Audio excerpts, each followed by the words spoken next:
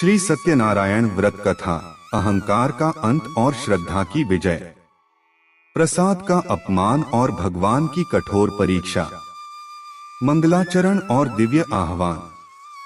नमो नारायणाय, नमो भगवते वासुदेवाय। हे भक्तों, आज मैं आपको कोई साधारण कथा नहीं सुनाने जा रहा। आज की यह कथा श्रद्धा और अहंकार के संघर्ष की कथा है। यह कथा बताती है कि भगवान को ना तो सोना चाहिए, ना चांदी चाहिए, ना ही भोग की भव्यता चाहिए। भगवान चाहते हैं श्रद्धा, विनम्रता और भाव। आज की इस कथा में आप देखेंगे कि कैसे एक धनी व्यक्ति सब कुछ होते हुए भी भगवान की कृपा से वंचित हो गया, और फिर कैसे एक छोटी सी भूल भयानक संकट बन गई। तो मन को शांत करें, मन में श्रद्धा जगाएं और कथा के इस पवित्र प्रवाह में अपने हृदय को खोल दें। जय श्री सत्यनारायण भगवान। धन का मद और सेठ का वैभव। प्राचीन काल की बात है। रत्नपुर नामक एक अत्यंत सुंदर और समृद्ध नगर था। वहां धनपाल नाम का एक सेठ रहता था। जैसा उसका नाम था वैसा ही उसका काम। उसके पास अटूट संपत्ति थी। उसके साथ विशाल भवन थे, सैकड़ों सेवक थे और विदेशों तक उसका व्यापार फैला था। किंतु इस अपार धन ने उसके विवेक को ढक दिया था। वह कहता था, ये मंदिर, ये पूजा पाठ कमजोर लोगों के लिए हैं।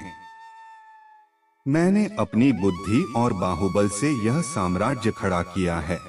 जब भी नगर के मंदिर में शंख बजता, वह अपने कानों पर हाथ रख लेता। उसे लगता कि उसकी सफलता में केवल उसका अपना हाथ है, नियति का नहीं।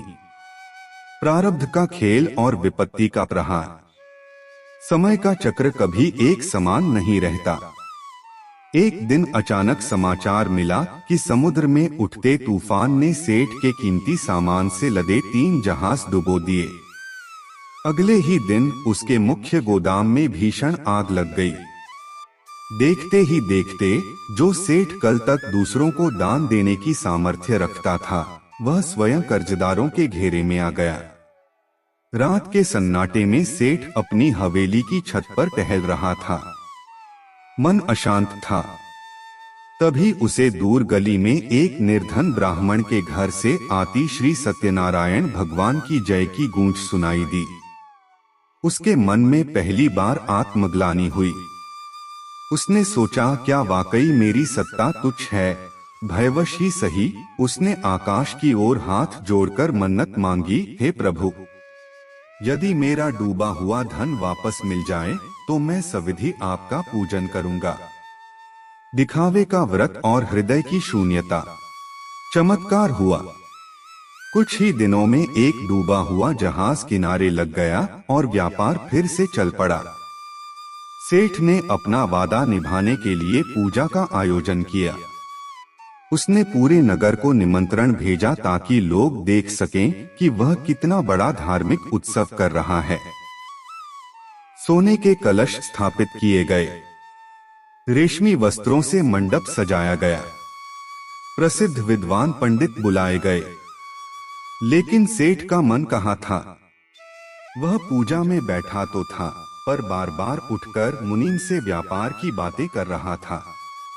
जब पंडित जी कथा सुना रहे थे, तब वह अपनी उंगलियों पर लाभ हानि का हिसाब लगा रहा था। उसके लिए यह पूजा भगवान की भक्ति नहीं, बल्कि एक व्यापारिक समझौता मात्र थी। प्रसाद का तिरस्कार और परीक्षा की घड़ी। कथा समाप्त हुई। भगवान का अति प्रिय पंजीरी का प्रसाद तैयार किया गया।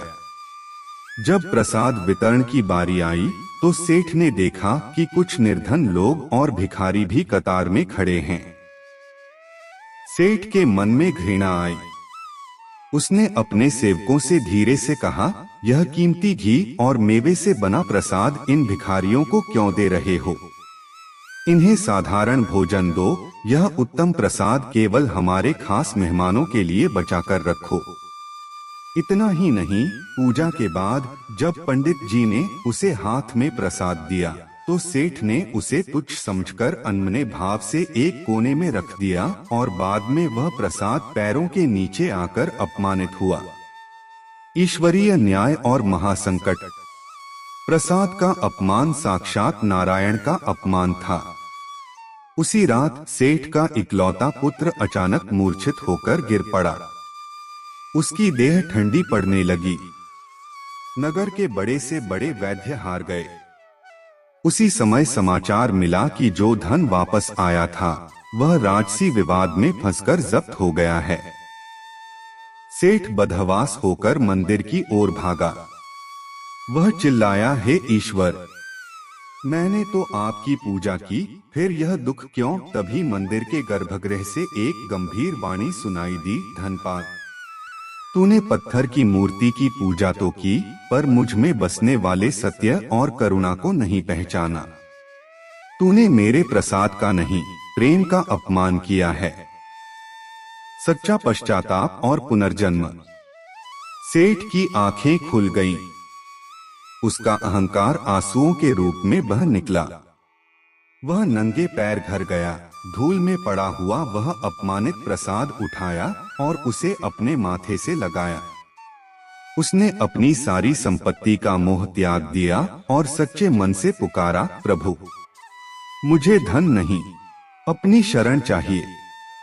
अगले दिन उसने पुनः अत्यंत साधारण तरीके से, बिना किसी दिखावे के, केवल श्रद्धा के साथ व्रत किया।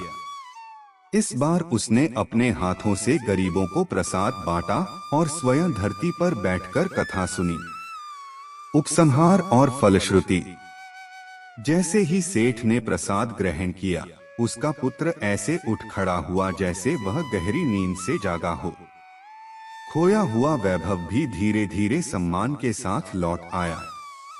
पर अब वह पहले वाला अहंकारी सेठ नहीं, बल्कि भक्त धनपाल था। इस कथा का सार, भगवान को भोग की मात्रा से कोई प्रयोजन नहीं है। वे केवल भाव के भूखे हैं। यदि आपके पास देने के लिए केवल एक पत्ता या जल भी है, पर उसमें श्रद्धा है, तो नारायण उसे स्वीकार करते हैं। प्रसाद को कभी साधारण खाद्य पदार्थ न समझें, वह ईश्वर का साक्षात आशीर्वाद है। प्रसाद का अपमान भगवान का अपमान है। व्रत दिखावे से नहीं, श्रद्धा से फल देता है। जो व्यक्ति सच्चे मन से यह कथा सुनता है, उसके जीवन में अहंकार टिक नहीं पाता। जय श्री सत्यनारायण भगवान। नमो भगवते वासुदेवाय।